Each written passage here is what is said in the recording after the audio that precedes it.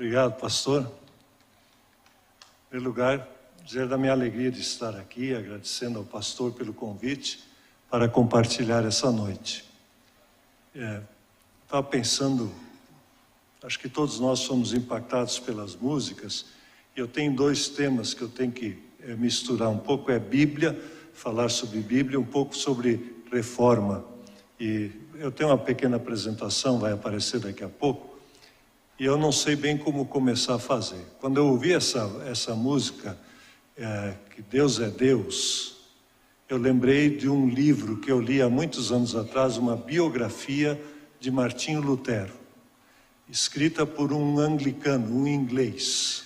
É uma das biografias mais respeitadas e o título é Deixa Deus Ser Deus. Ele acha que com essa frase ele resume a vida de Martinho Lutero. Deixa Deus ser Deus. Interessante. É aquela música, né? Às vezes a gente quer a gente mesmo ser Deus e a gente se atrapalha, né? Deixa Deus ser Deus, tá bom assim. Deixa eu ser eu, uma criatura, deixa eu confiar nele. E confiar é entrega o teu caminho ao Senhor. Como é que continua? Confia nele e o mais ele fará. É que a gente não gosta de entregar o caminho ao Senhor, a gente gosta de ficar com ele na nossa mão. Mas deixa Deus ser Deus, deixa Deus carregar a gente. Eu queria fazer um pouquinho de volta ao tempo. Como nós estamos lembrando os 500 anos da Reforma, 500 anos é tempo pra caramba, 500 anos.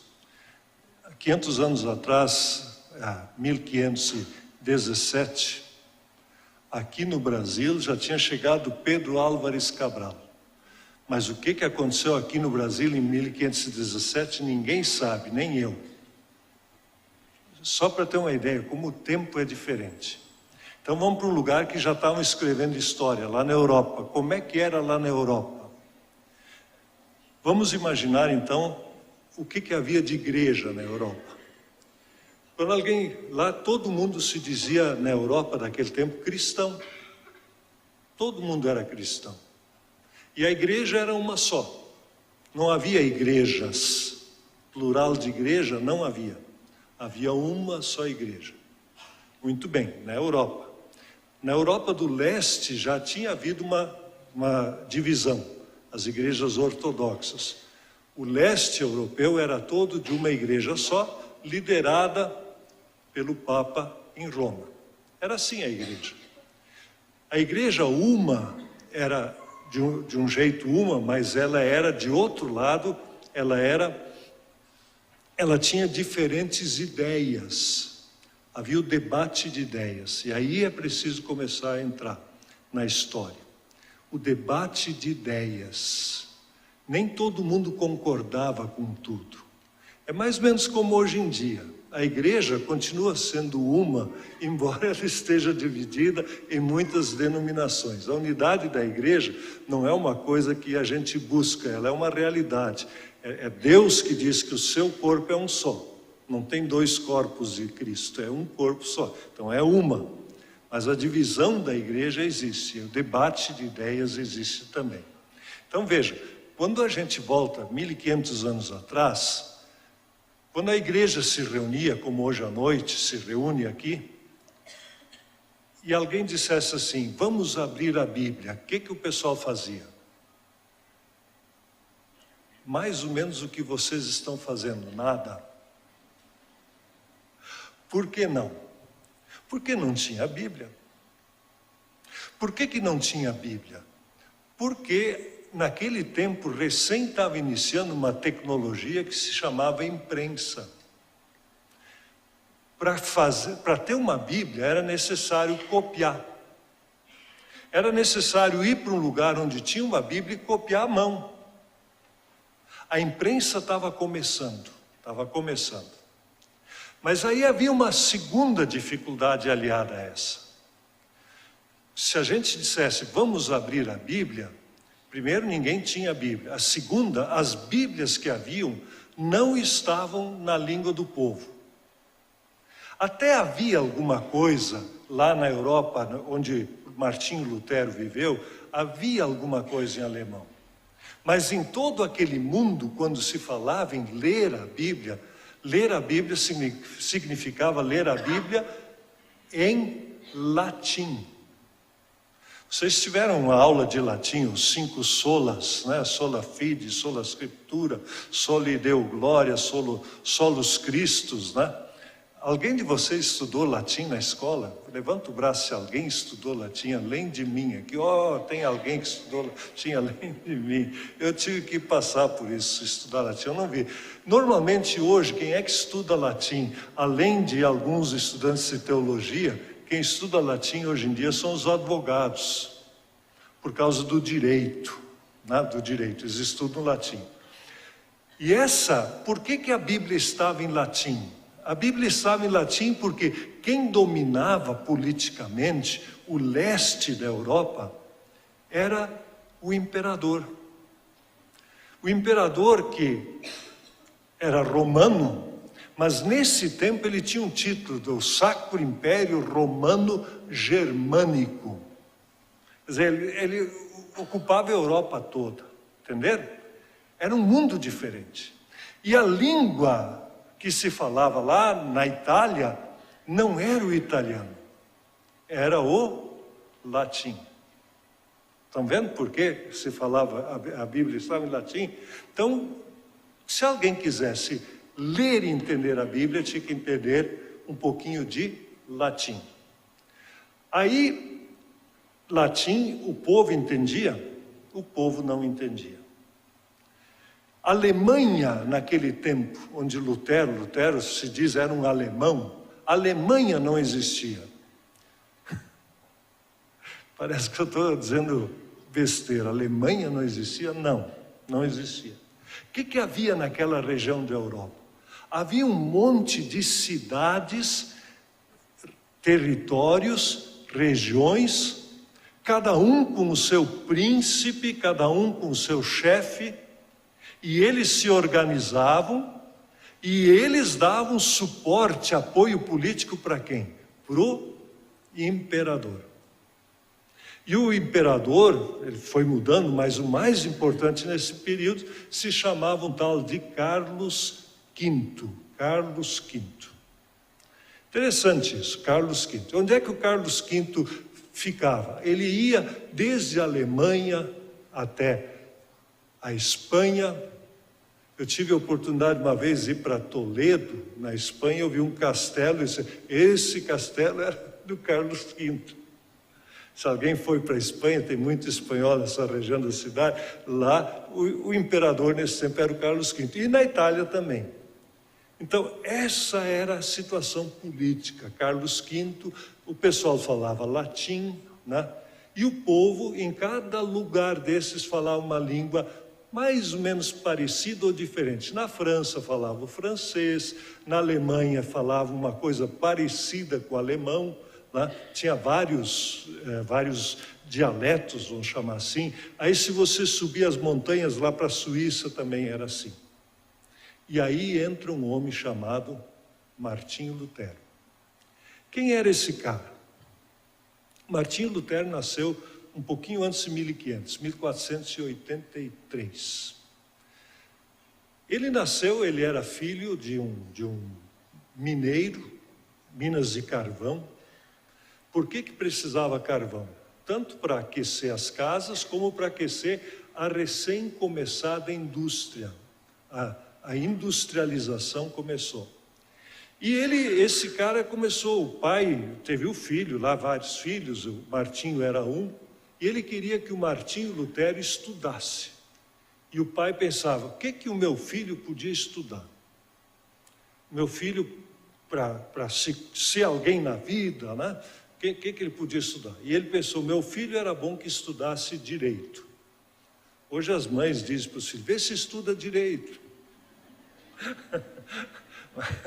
Mas era para estudar para ser advogado.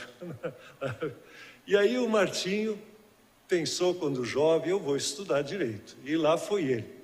Onde ele nasceu não tinha universidade, ele foi estudar. E aí ele teve as suas experiências, ele era cristão. Ele aprendeu a fé como se aprendia, todos os cristãos na época aprendiam. E uma das coisas que era diferente para Martinho Lutero é que, e para o povo daquela época, é que o pessoal tinha medo. Ele tinha medo. Sabe o que é medo? Medo de Deus. Porque Deus era uma ameaça. Te cuida, se você não andar direitinho, você vai para onde? Para o inferno. E medo era o motivador da religião. Medo, não era graça que nós cantamos há pouco. Que Deus é gracioso, que a gente pode chegar nele. Era medo.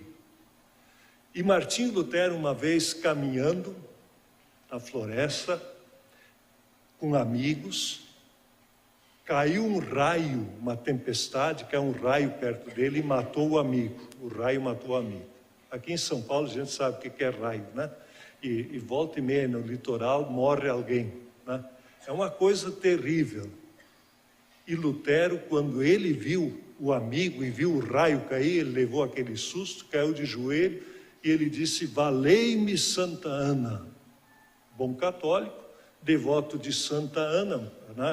A avó de Jesus. Ele pensou: Santa Ana vai ter que me ajudar. Mais tarde ele disse que se naquela hora ele tivesse morrido, ele ia tão longe quanto Santa Ana pudesse levar ele, porque ele só acreditava na Santa Ana. Ele botou toda a confiança dele na Santa Ana. Se Santa Ana o ajudasse a ir para o céu, ele ia para o céu. Ele disse: aonde Santa Ana me levasse eu ia, ali que eu estava confiando. E aí, nesse medo, ele pensou: como é que eu vou mudar isso? E aí ele pensou: bom, talvez tenha um jeito. Eu acho que se eu quiser ter uma vida que agrada a Deus, em vez de ser advogado, eu vou ser monge. Eu vou para o mosteiro. Por que ele pensou isso? Porque o ideal dentro da igreja daquele tempo, para uma pessoa ser santa e ser bem recebida por Deus, era ir para o mosteiro. Ele pensou: lá eu não vou ter as tentações que o mundo tem. Lá eu vou passar o dia orando, eu vou passar o dia lá pensando em Deus, e aí eu vou para o céu. E ele foi para o mosteiro. Quem ficou bravo com Lutero? O pai. O pai disse: escuta, o Lutero contou para o pai mais tarde: pai, foi Deus que me inspirou a fazer isso. E o pai disse: foi Deus ou foi o diabo? Estão vendo que interessante isso, né? Mas Lutero foi para o mosteiro. Lá ele estudou, se tornou monge, né? E dentro do mosteiro, como é que era a vida do mosteiro? Dentro do mosteiro havia o que até hoje, alguns aqui no centro de São Paulo, no mosteiro de São Bento, eles fazem a liturgia das horas. Cada hora tinha lá uma cerimônia, eles recitavam alguns salmos, alguns versículos bíblicos, e ele entrou naquela vida. Fez os votos de castidade, fez o voto de pobreza, de obediência, fez os votos e foi consagrado sacerdote. Ele era um rapaz inteligente, Lutero. E aí ele nos estudos ia bem, e ele teve um orientador, Staupitz, o nome dele, Staupitz, que era um outro monge, era um outro religioso, e o Staupitz orientou Lutero: Lutero, estuda a Bíblia. Estuda a Bíblia. E Lutero se estudou, fez o doutorado em Bíblia. Até hoje, em teologia, dá para fazer doutorado em Bíblia. Quem quer continuar os estudos, é uma das carreiras de doutorado em teologia, doutorado em Bíblia. E aí ele começou a dar aula numa pequena cidade, que até hoje não é grandes coisas, lá na Europa, lá na Alemanha, Wittenberg. Lá ele foi, tinha uma universidade nova, estavam começando a fundar universidades. Aqui no Brasil, os que têm mais ou menos minha idade sabem que há 30, 40 anos atrás tinha pouca universidade, não é mesmo? O cara fazer um curso superior, ele tinha que catar. No interior, então, era muito complicado. Hoje em dia tem tanta universidade que não se sabe. Naquele tempo, na Alemanha e na Europa em geral, as cidades que se destacavam, cada uma fundava uma universidade. E ali, em Wittenberg, chamaram o Lutero para ser professor, porque ele era um aluno brilhante no seu doutorado, e ele foi padre também da igreja. E Lutero começou a dar aula sobre Salmos, livro dos Salmos. Ensina Salmos, ensinou Gênesis, ele estudou os originais da Bíblia, o hebraico, o grego. Naquele tempo havia uma efervescência em torno de estudar os originais da Bíblia. E quando ele estudou esses originais da Bíblia, ele começou a descobrir coisas, já no Antigo Testamento. Uma frase que está lá no Antigo Testamento, que dizia assim que o justo, e aí vem a palavra atrás de justo, justiça. Estão vendo esse conceito justo e justiça? Esse é importante entender esse conceito. O advogado, quando faz justiça, faz o quê? Os advogados hoje em dia se dizem, nós somos agentes da justiça. Dentro do conceito romano de justiça, o que é justiça? É o que nós estamos acostumados a ver. Por exemplo, alguém roubou. Bom, roubou o quê? Ele roubou de um cara na rua R$50. Tá bom, roubou R$50. Ele apontou uma arma, uma faca, alguma coisa. Ele machucou a pessoa para tirar os R$50. Estão vendo? Tudo isso é agravante, não é? E aí vai para julgamento, pegar o cara, roubou 50, ele vai... Qual é a pena para um cara que roubou R$50? Vai para cadeia e vai pegar 1 ano, 2 anos. Estão vendo? Depende da gravidade. Esse era o conceito de justiça. Se ele rouba 10 mil, aí é mais grave. Se ele mata, é mais grave ainda. Estão compreendendo o conceito de justiça?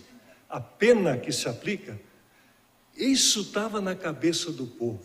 Justiça, pena, e aí vem uma palavra em latim que vocês agora vão entender. Pena, penitência.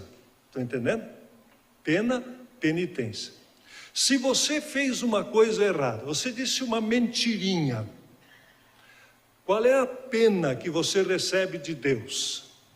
E esse mesmo conceito de justiça era aplicado na vida das pessoas. Se você fez um errinho, você então reza um Pai Nosso. Se você enganou um monte de gente, você tem que rezar mais Pai Nosso. Está entendendo? A pena é mais grave, mais grave. E assim vai o conceito de pena. Entenderam esse ponto? Ficou mais ou menos claro? Isso era justiça, né, do direito romano, que entrou para dentro da igreja. E dentro da igreja, então, o pessoal dizia, olha, se você quer perdão dos pecados, toda pena pode ser transformada em dinheiro. Isso até hoje é assim no direito, não é assim? Né? Então você pode pagar, né, uma indenização para ganhar aquele perdão. E aí isso era chamado de indulgência. E como a igreja, na época, estava construindo em Roma a igreja de São Pedro e tudo isso, eles precisavam de dinheiro para as obras da igreja. Eles disseram, olha, se alguém quer indulgência para as penas dos seus pecados, vai ter que comprar essa pena e dar o dinheiro, e esse dinheiro então vai para as obras da igreja. Olha, o sistema não está perfeito? Sistema jurídico aparentemente perfeito. Aí Lutero inventou de ler a Bíblia. E ele descobriu que o justo, justiça, vive por fé.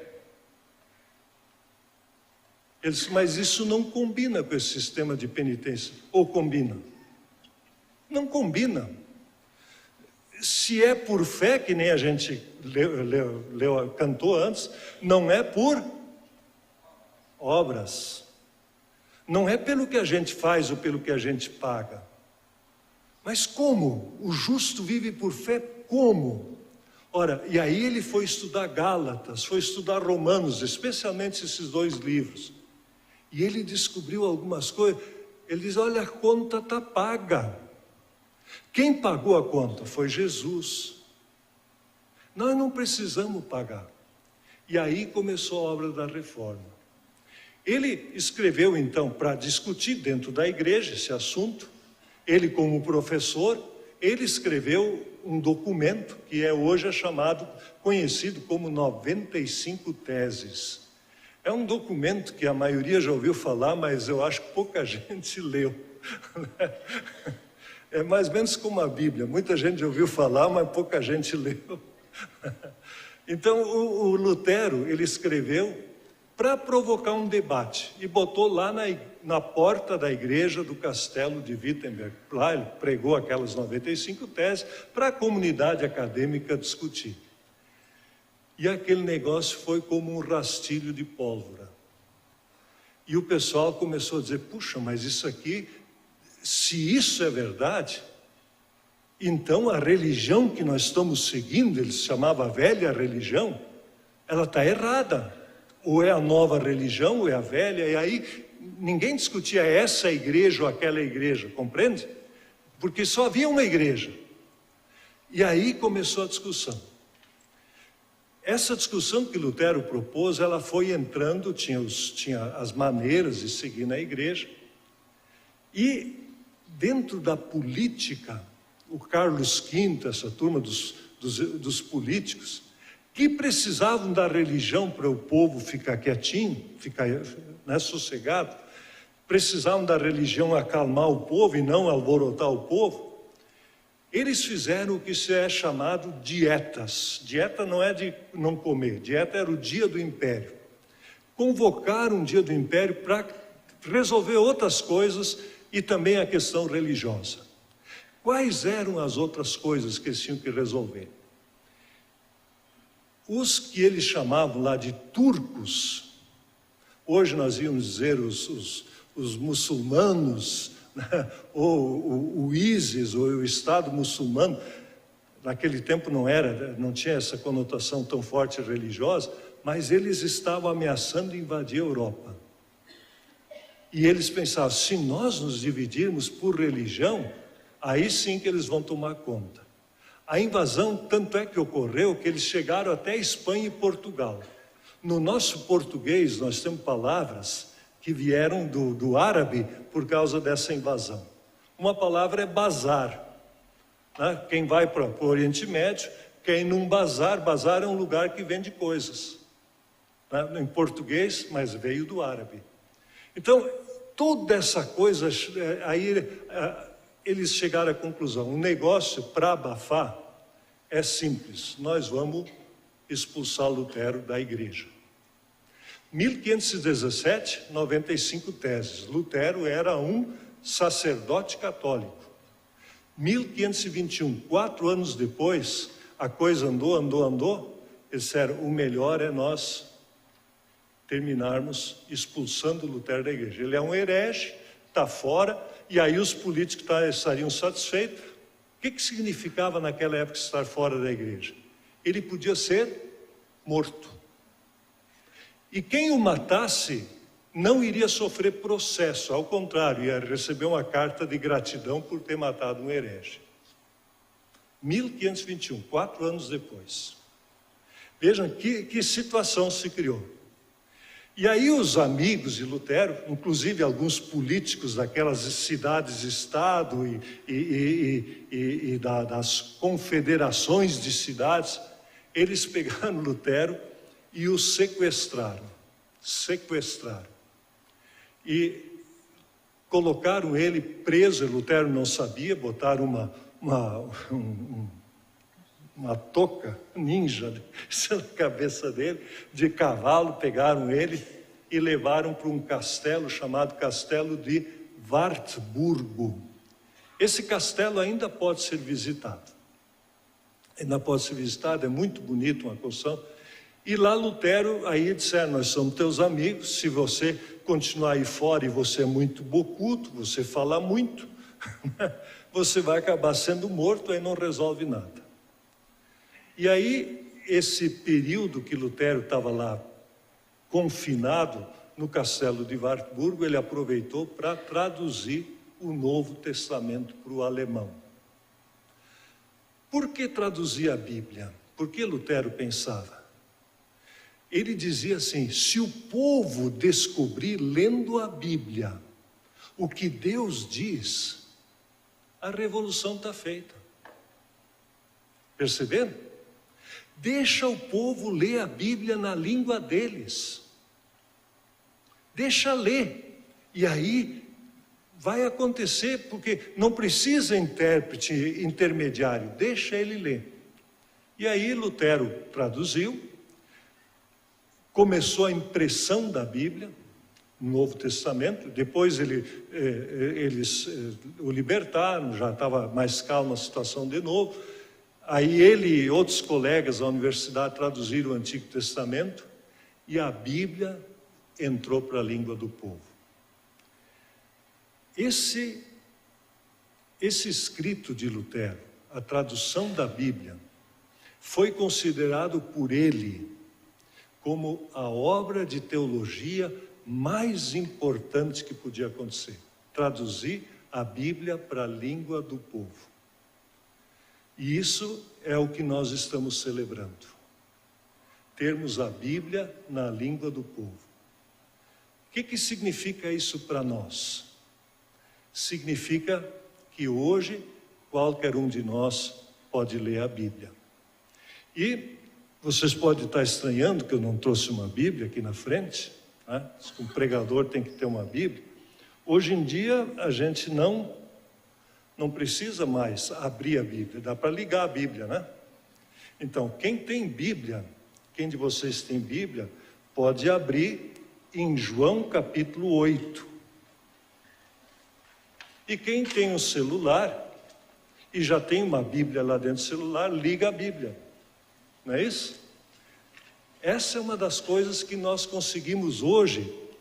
Lutero usou a tecnologia disponível na época, a imprensa, para tornar a Bíblia popular. Hoje nós temos essa tecnologia além da imprensa e nos ajuda muito. Se vocês têm a Bíblia aberta em João 8, vamos lá no versículo 31. João 8, 31. Então Jesus disse para os que creram nele.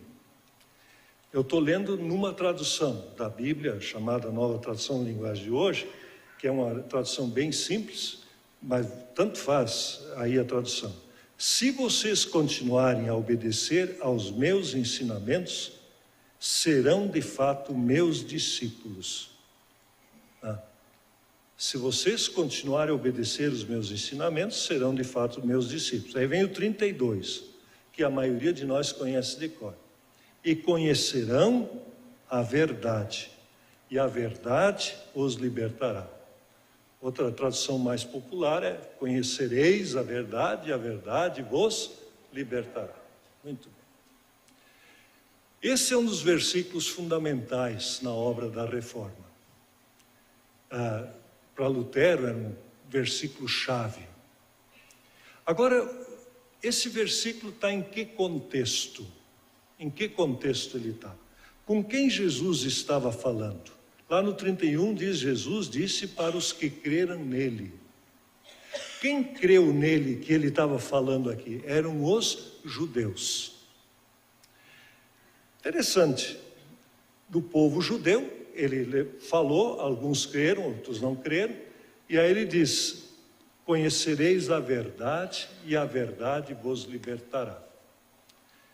O pessoal acreditou nisso, os ouvintes de Jesus, que a verdade liberta. E se a gente olha no versículo 33, a resposta deles, a gente vê que eles não acreditaram em Jesus. Eles disseram, nós somos descendentes de Abraão e nunca fomos escravos de ninguém. Como é que você diz que ficaremos livres? Percebendo? Vamos aplicar isso à nossa realidade de hoje. Se eu dissesse isso para o pessoal que está no presídio: conhecereis a verdade e a verdade vos libertará. O que esse pessoal ia dizer? Eles iam acreditar? Os crentes que estão no presídio, e tem crente no presídio, pode acreditar em mim, eu visitei presídio durante mais de 10 anos, toda semana. Tem crente no presídio. E a Bíblia diz que de vez em quando tem, até Jesus foi preso, né? O apóstolo Paulo foi preso, o apóstolo Pedro foi preso. Não é só ladrão, né, assassino, tem gente boa também no presídio. E às vezes ladrão se arrepende. Se eu digo para eles que você vai conhecer a verdade e a verdade vai libertar você, o que eles vão entender? Vamos adiante. Todos nós falamos, hoje já falamos de problemas da política brasileira.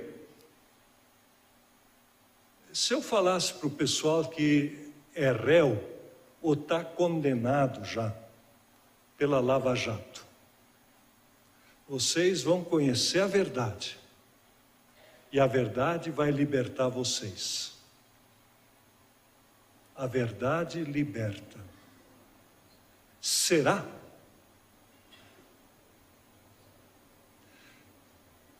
E para nós, o que significa isso? Que a verdade liberta. Aonde que eu estou preso? Em que eu estou enroscado que a verdade vai me libertar? Se é palavra de Deus, deve ser verdade. Qual é a minha prisão? E aí a gente entende por que essa gente, os judeus, não acreditavam. Eles achavam que por causa da sua tradição, entendeu? Por causa da sua tradição, eles já não precisavam mais ser libertos. Deus os aceitaria. Não é porque eles seguem a verdade, mas porque eles têm sua tradição. É interessante que isso entra para dentro das igrejas hoje. As pessoas acham que porque são membros de uma igreja, eles vão ser libertos. E às vezes dizem: não, meu pai já era membro dessa igreja, meu avô era membro dessa igreja, isso aí para mim, eu estou de bem com Deus. E aí, o que Jesus diz não é bem assim. E isso foi o que Lutero descobriu, não é bem assim. O que precisa cada um de nós ter? Que vai de fato nos libertar. E aí entra a questão da fé. Não é pela fé do meu pai ou do meu avô. Não é pela fé da minha igreja. O justo viverá pela fé que ele tem. E aí, quando ele tem fé em alguma coisa. Em que tem fé? E aí vem os solos que nós lembramos. Ele tem fé em Jesus Cristo. E aonde ele encontra Jesus Cristo? Ele encontra Jesus na Escritura, somente a Escritura. E aí ele diz, vendo em Cristo, Cristo fez tudo isso. Então é por graça, somente a graça. E é somente Cristo, não tem outra coisa. Esse era o núcleo central da reforma de Lutero. Estão percebendo? Quer dizer, é preciso crer em Cristo.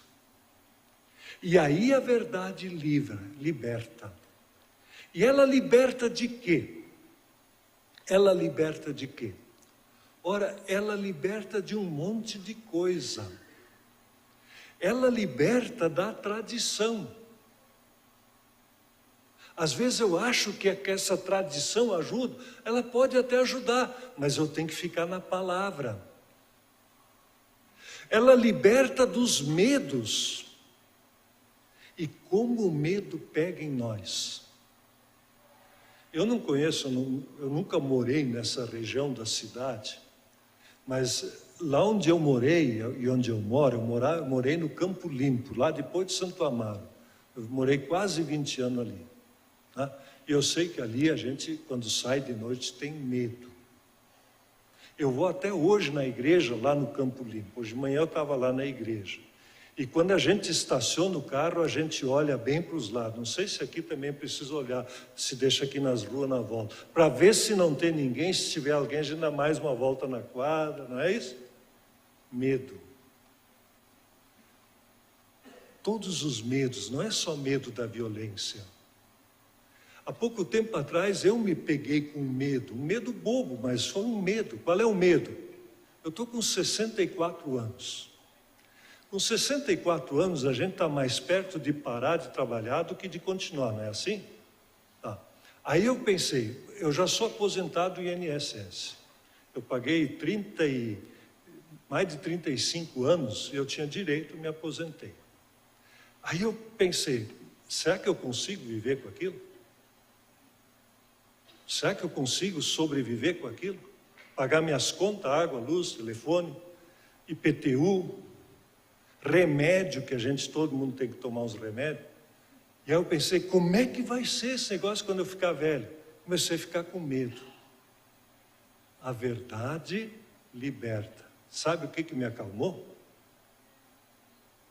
Eu pensei no meu Deus. E esse Deus que me cuidou a vida toda vai me abandonar agora que eu estou ficando velho? Esse Deus que me cuidou a vida toda vai abandonar vocês? Não vai. A verdade liberta. Esse é o Deus que nós temos. Estão percebendo? É isso que a Bíblia faz. Quando a gente volta para a Bíblia, a verdade liberta. Ela muda a vida da gente. Confia naquilo que a palavra diz. A verdade liberta. Livra do medo, livra da tradição, livra de falsos conceitos, aquele falso conceito que eu posso pagar pelo perdão, a indulgência. A verdade liberta. E dos falsos conceitos que andam por aí. Falsos conceitos que hoje em dia estão em debate. Ela livra de falso conceito dizendo, por exemplo, o que Gênesis ensina sobre o homem e a mulher? Deus criou Adão e Eva, né? Homem e mulher, não foi Adão e Ivo.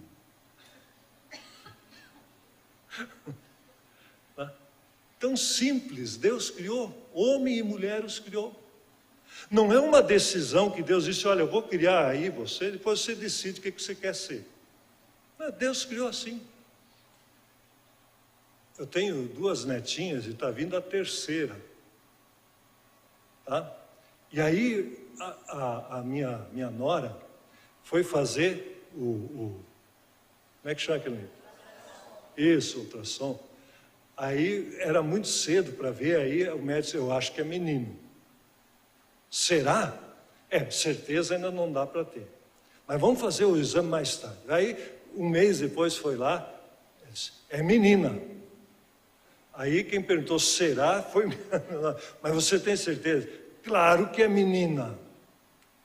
Ora, vai ser menina. Ninguém tem dúvida disso. Entender? Mas precisava ter ultrassom para descobrir isso? Que ia ser ou menino ou menina? A Bíblia diz que Deus criou.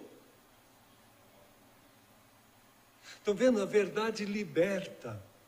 Ela tira da nossa cabeça falsos conceitos. E ela leva esses conceitos para toda situação de vida. A verdade liberta. Então eu começo a pensar, puxa vida, então é bom confiar em Deus, não é bom? Porque a vida se torna mais fácil. Como a discussão sobre a aposentadoria fica mais fácil? Porque vamos lá, onde é que a gente deposita a confiança? Nós vamos depositar a confiança no INSS ou em Deus? Se alguém quiser confiar no INSS, tudo bem. Eu prefiro confiar em Deus. Recomenda-se muito mais confiar em Deus. Né? E a história mostra, quem foi fiel ao longo da história? Deus.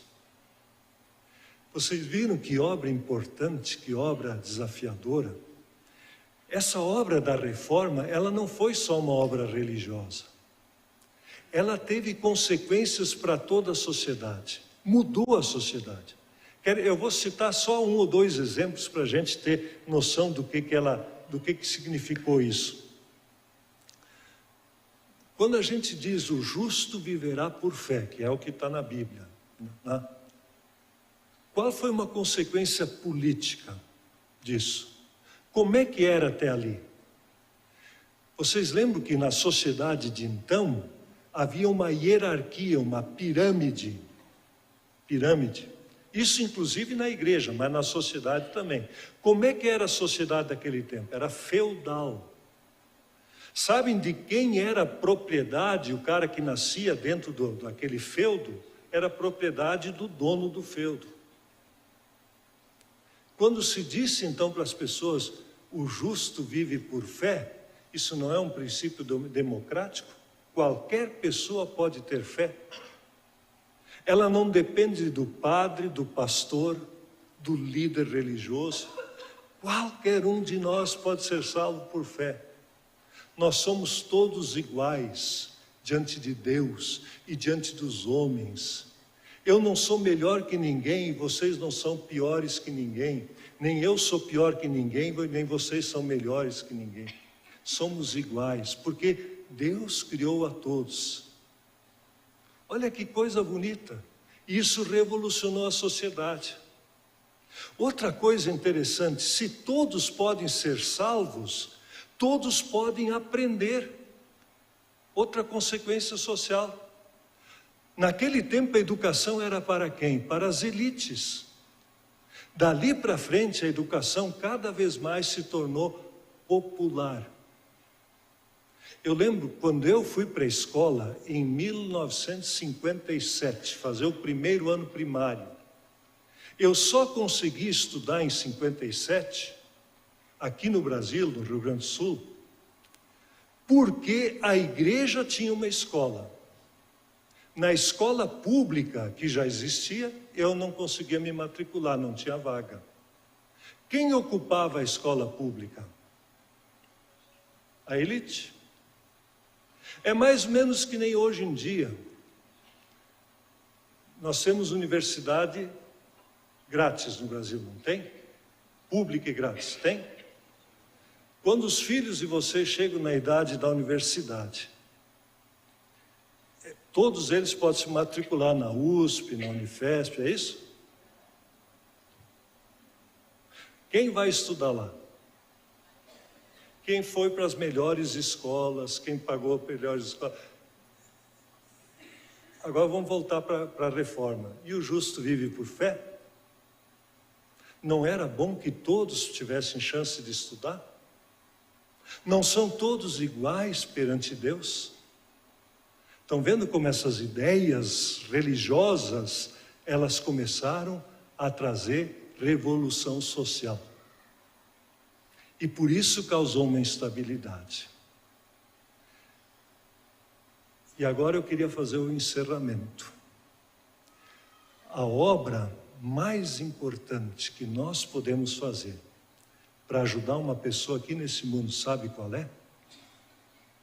É entregar a Bíblia na mão dessa pessoa, numa linguagem que ela possa ler.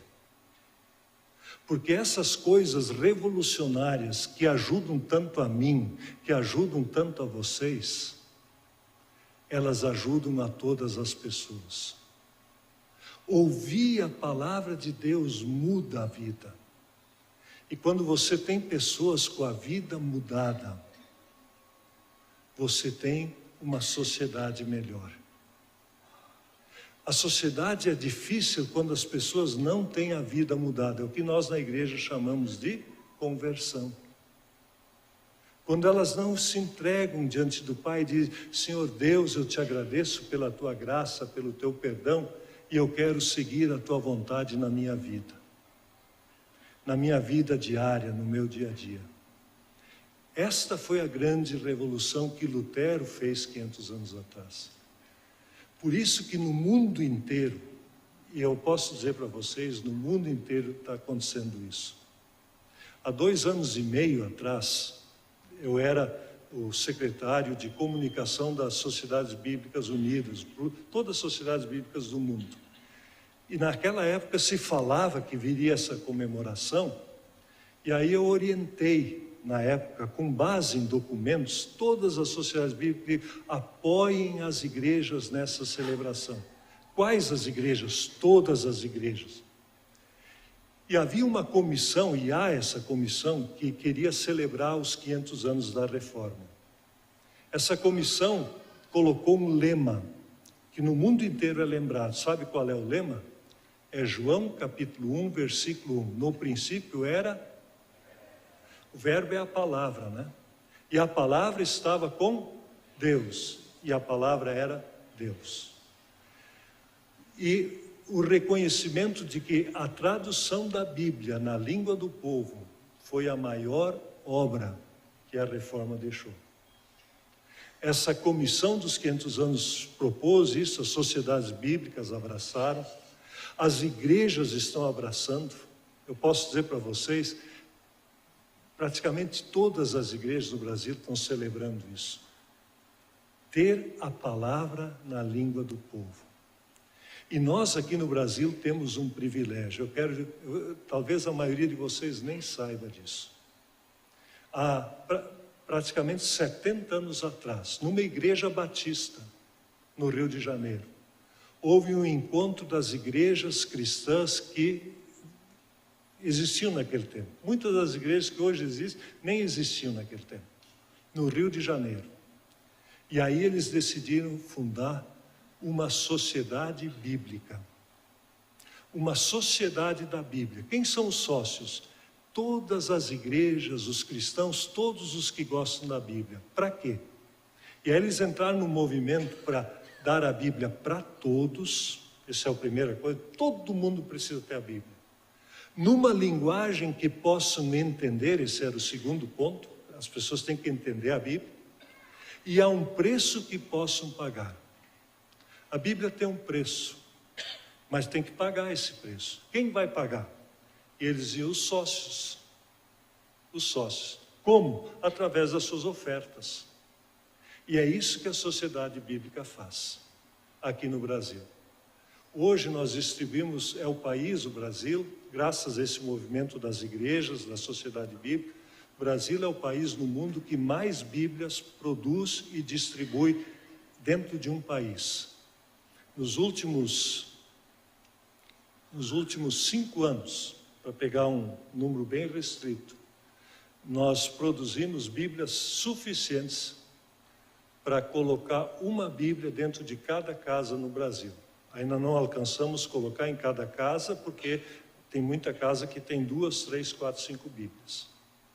E graças a essa tecnologia, hoje qualquer um de vocês pode passar para o outro um aplicativo, é Bíblia Plus. Bíblia Plus é grátis, onde você pode ler a tradução que você bem entender. E já que essa aqui é uma igreja de descendência russa, esse aplicativo, se vocês mexer lá dentro dele, dá para ler a Bíblia em russo. Se alguém preferir, né?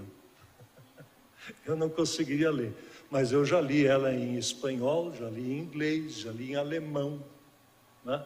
Então, na língua que quiser, esse aplicativo faz. Por que ele é de graça? Porque tem gente que oferta. E é isso que a gente tem que colocar. A minha ação para melhorar o Brasil, como cristão, é fazer o quê? Entregar para as pessoas a Bíblia na língua deles. E esse é o trabalho que nós fazemos em conjunto. Por quê? Porque a gente tem convicção de que a verdade faz o quê? Então vamos dizer todo mundo em conjunto, para terminar essa pregação: a verdade liberta. Amém.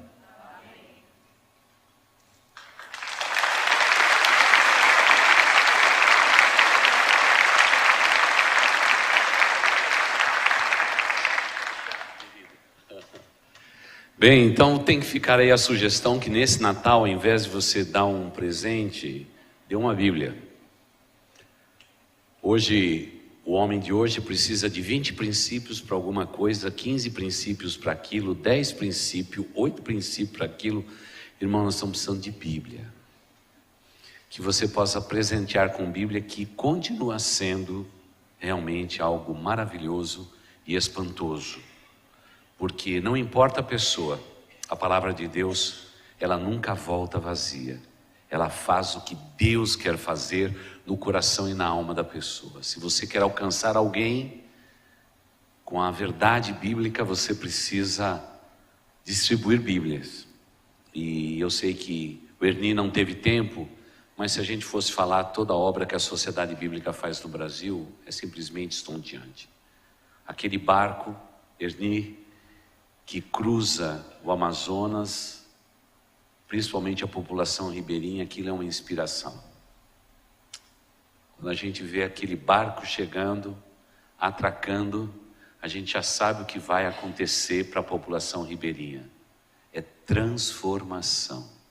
É emocionante aquele barco, sustentado, claro que por ofertas amorosas de crentes fiéis como todos nós.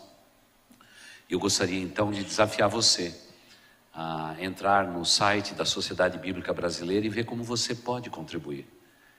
Tudo que nós fazemos no reino de Deus é com a nossa contribuição. Deus tem os seus planos, mas Deus tem também o nosso bolso. Então dá uma pensada nisso, participe, se envolva nisso tudo e, por favor, ligue para a Sociedade Bíblica. Vá fazer uma visita no Museu da Bíblia. Ele fica aberto. Erni, de segunda a sexta-feira no horário comercial, é isso? De terça a domingo, o Museu da Bíblia fica aberto. Então você pode ir com a sua família, você vai ficar impressionado com o acervo que a Sociedade Bíblica Brasileira possui. É realmente uma coisa tocante. E Erni, pode ter visitação também no Parque Gráfico nosso lá? Quando que é, Erni? Fala para mim. Para desafiar vocês, olha irmãos, eu vou lá e eu vejo tudo aquilo funcionando, papel entra de um lado, Bíblia sai do outro, já encadernado, eu começo a chorar. Eu sou chorão mesmo, né? O que nós recomendamos é que formem grupos, né? Criança pequena, como é parque gráfico, é máquina, a gente não recebe, tá? Até uns 11, 12 anos não, porque eles botam a mão numa máquina aí é um problema. Mas dali para diante eles já são. Mas façam grupos, uma caravana de entre 20 e 40 pessoas e marquem. Para gráfica, a gente recomenda que vão de segunda a sexta, em horário comercial. Porque ver máquina parada não tem graça nenhuma. Então, segunda a sexta em horário comercial. O Museu da Bíblia pode ser visitado, segunda é o dia que ele fecha, terça, domingo. Todos são em Barueri. E o site é bem fácil, SBB, Sociedade Bíblica Brasil, .org.br, tá? Ali tem toda a informação, o trabalho, o que é feito. E para compra de Bíblia, se alguém quer, aí troca o org pelo com e entra na loja virtual. As ofertas, se alguém quiser fazer, mande a oferta direto sempre para SBB. A gente sabe que tem gente que vai para a igreja, recolhe oferta para a Sociedade Bíblica e nós nunca recebemos. Tem gente maldosa. Então, se vocês querem ofertar, entrem lá no site e ofertem dentro do site, é seguro, pode... Uma sugestão bem prática, eu sei que eu faço isso e eu acho que muitos podem fazer. Eu sempre queria ofertar e não sabia como, na prática. A gente esquece. Eu coloquei lá para eles descontar 2 Bíblias por mês. Pode ser uma Bíblia por mês para os programas sociais. Bíblia no presídio, Bíblia no hospital. É R$20 por mês. Dá para descontar direto no cartão de crédito. E o cartão de crédito avisa, depois de 1 ano tem que renovar se quiser. Ou pode cortar a hora que quiser também. Mas essa é uma maneira muito simples de fazer, que eu oferto ali dessa maneira 2 Bíblias por mês. Eu não percebo, não é que não faz falta, mas quando é descontado, quando viu, já pagou. É mais fácil de fazer assim. E fala para nós quantas Bíblias elas são impressas por hora, não é? Lá na Sociedade Bíblica. para ver o tamanho da grandeza, irmãos. Vamos fazer por uma Bíblia a cada 3 segundos, em horário de produção. Uma Bíblia a cada 3 segundos. Por dia, mais ou menos, depende sempre das Bíblias que estão sendo produzidas. Por dia, entre 20 e 30 mil Bíblias. E por ano, mais ou menos 8 a 10 milhões. Depende um pouco sempre da variação do ano. É o maior centro de produção de Bíblias do mundo. Né? O maior centro. Vocês vão entrar lá, vão ver que só tem Bíblia. Não tem outro livro sendo impresso. Tudo dedicado para fazer Bíblia. É um negócio que emociona. A gente trabalha e emociona muito. Obrigado, Erni. Fica aqui comigo, nós vamos orar. E, irmãos, é realmente impressionante. Vá visitar. Quando você sai de lá, você diz: o povo brasileiro está no caminho certo. Uma bênção que Deus nos deu. Ver todas aquelas máquinas gigantescas, as Bíblias sendo impressas com capas diferentes, idiomas diferentes. É um negócio emocionante. Vamos formar uma caravana, tá bom? Você pode passar no balcão e dizer: eu quero ir à Sociedade Bíblica. Quando tivermos um grupo, tá bom? A gente pega um ônibus, porque tem que atravessar a cidade toda, né? A gente compra um frango, uma farofa. Não diga que você está rindo, porque eu sei que você come frango todo domingo, viu? Saindo aqui da igreja, você é farofeiro também. E nós vamos então numa caravana muito gostosa. E toda vez que a igreja montar uma caravana, eu faço questão de ir junto, porque eu também quero continuar me emocionando com as pessoas que realmente fazem a história desse nosso país. E a Sociedade Bíblica, irmãos, ela é nossa. Ela é nossa. Se tem algo que Lutero fez que se tornou extremamente democrático no Brasil, é a Sociedade Bíblica Brasileira. Então aproveite tudo isso e que Deus possa nos abençoar. Erni, muito obrigado, viu? Uma aula hoje inspiradora e abençoada. Vamos ficar em pé, irmãos, vamos terminar esse culto, vamos agradecer a Deus, vamos colocar o Erni, sua família preciosa, Sociedade Bíblica Brasileira nas mãos de Deus, e que você possa ser alguém que doe, quem sabe 2, 3 Bíblias por mês, para abençoar a vida de pessoas que estão espalhadas por esse Brasil imenso. Eu já gosto da oferta única, não é? Então eu sempre começo janeiro ofertando, não é? E aquilo lá é para cobrir o ano todo, é o jeito que eu gosto. O Erni já gosta mais do mês a mês, mas é uma grande oportunidade. Ame o reino de Deus, distribua a Bíblia, e a reforma de Lutero vai continuar perpétua sobre o mundo inteiro e abençoar a vida. E não se esqueça, dias atrás estávamos lá falando da Bíblia em Ticunas, fizemos grandes descobertas, né, Erni? E graças a Deus a Sociedade Bíblica nos cedeu uma das suas versões, estamos conversando com isso. Quem sabe em breves dias vamos ter a Bíblia, o Novo Testamento inteiro em Ticuna. E lembrando a todos vocês, não é? O irmão da nossa igreja está lá, colocando piso no refeitório. Vamos colocar piso também na sala de aula. E no próximo ano vamos começar a construir os alojamentos para os índios, no meio da selva, no meio do nada, entre o Peru, a Colômbia e o nosso país amado Brasil, tá bom? É o nosso seminário lá no meio da selva. E essa igreja tem tudo a ver com missões. Continue amando missões e fazendo esta verdade acontecer mais e mais, e que Deus nos abençoe. Vamos orar. Querido Deus, eu te agradeço pela vida do teu servo. Obrigado, ó Pai, porque o Senhor separou o teu servo para amar e abençoar o Brasil. Sabemos, ó Deus, que tanto Erni quanto todos os outros funcionários da SBB, eles são uma bênção muito grande na vida desse país. Só a eternidade haverá de contar, ó Deus, não as Bíblias que foram impressas, mas as vidas que foram salvas e redimidas.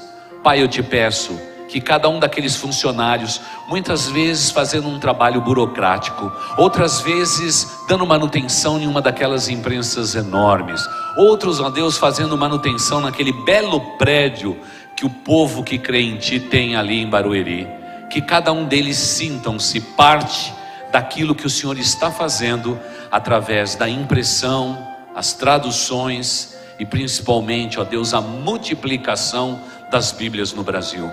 Te agradecemos num domingo como este por Martinho Lutero. Obrigado, ó Deus, pela espiritualidade daquele homem. Obrigado por todos os riscos que ele correu, mas obrigado porque a tua palavra se espalha velozmente no Brasil e nós te agradecemos por este privilégio, esta bênção. No que diz respeito à nossa igreja, que possamos ler a tua palavra, divulgar a tua palavra e presentear com Bíblias, porque Bíblia transforma e nós somos uma igreja que cremos nesta transformação.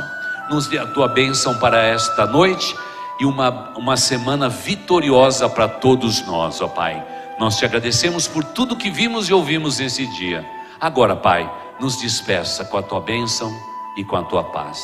E assim, querida igreja, que o amor de Deus, o nosso Pai, que a graça de nosso Senhor e Salvador Jesus Cristo, que a comunhão, as consolações e o poder do Espírito Santo de Deus estejam sobre vós e com todo o povo de Deus espalhado sobre a face da terra, desde agora até o dia da eternidade. Amém e amém. Vão em paz, queridos, que Deus os abençoe. Nunca se esqueça que em Boas Novas a gente sempre se encontra.